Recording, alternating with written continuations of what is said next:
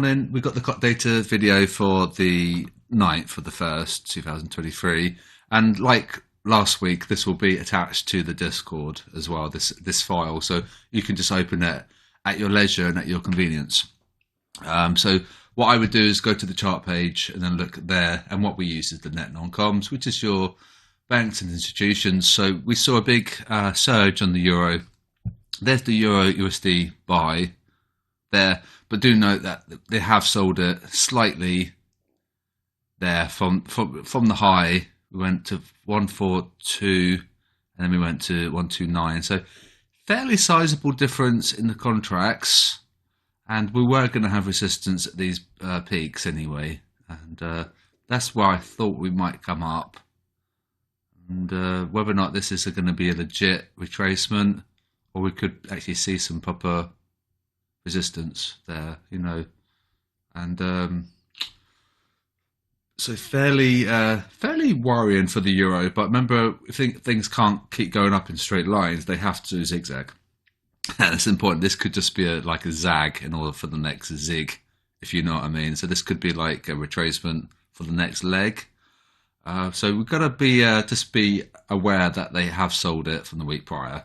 Let's look at the yen, and yeah, we come off of the lows. You can see quite well supported, and they have sold slightly. There's a little tick down there, not a substantial tick down, but there is, you know, a negative performance from the week prior, and so that's the yen. There isn't any crossover there. Let's look at Aussie. Take euro off. And don't forget, we can use any permutation. We can look at Aussie versus Kiwi or Aussie versus pound. So when you do open this file, you can just select these boxes whenever you know what you want to be looking at. We're just looking at USD and yen, but you might be more interested in the Euro CAD. So then you can look at the Euro CAD, right? So this is why you've got access to the file. Aussie down again. There's another tick down. So nothing really to be said there. We have come way off the lows, but we're almost ranging a little bit now. See that high, you know, maybe caught there, but it is a tick down on the Aussie.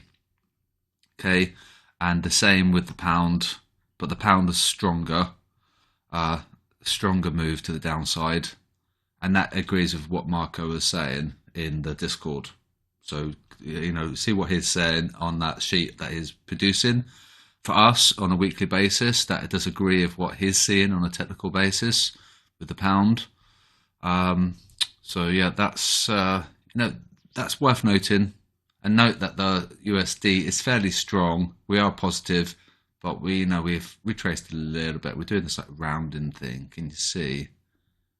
We might come all the way down to the zero line, but we'll have to wait and see. Let's take Aussie, let's take pound off, and we'll look at CAD and add the yen back. Just because it's useful, because we are looking at yen crosses. So we'd come from -26 to -26. There's really not much movement at all. Wow. There's like a 300 contract difference, so very sideways on the CAD. So there isn't any crossover there, as you can see. And then we'll take CAD off. We'll look at gold. And gold did surge. And that's agreeing with what we're seeing on our retail sentiment. If you saw those posts that we've been putting in the gold Discord channel, the retail guys were really short gold. And they had been. And we've really surged. So that agrees with the retail sentiment. So that's good. It's nice when the COT data agrees with the retail sentiment, because it gives us an extra boost, you know, in our spreadsheet. Take gold off, and then New Zealand dollar. I think this is going to be ranging. You could probably argue we broke that range a bit. Yeah, you could probably argue that, couldn't you? Yeah, maybe we could be starting a trend higher, broken those highs. You see, so we were caught in between for weeks and weeks and weeks, and now we've broken above the high. Above that, then it will coincide with the USD low. Can you see, if we get the Kiwi above that, that's going to be a potential New Zealand dollar USD buy, because we're going to get a crossover.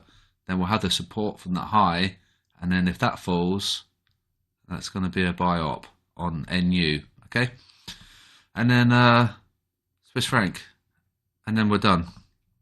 And then yeah, we are absolutely consolidated on the Swissy. Very ranging there, so you probably might not want to look for longs unless we break that. Don't look for shorts unless we break that. So we're caught in between, and it's basically just accumulating. And then finally, it's going to distribute. If the dollar falls, which it might do, looking at this historic action here, then we're going to get a USD Swiss sell. Okay, and then we can probably come down to test the 0.8, handle. And we did get to parity in the dollar Swiss, and that was the setup there using the COT data.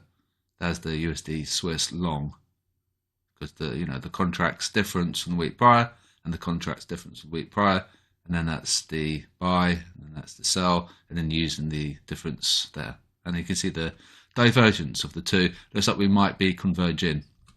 All right, so be careful. I'm looking forward to this week, but I do hope that we're not going to get a complete roller coaster like we did last week. But we do have CPI, so it is likely. I think from a signals perspective, I think we might just need to take it easy this week. And if I spot anything, I'll let you guys know. But I think with the CPI looming, it's going to just be whipsaw, isn't it? So ideally, I want to pump out some signals, but if the fundamental backdrop isn't there and it's risky, it's probably wise just to monitor and just to trade safely. So have a good one. I'll speak to you guys tomorrow, and don't forget to use this file. It's open for all COT customers as well.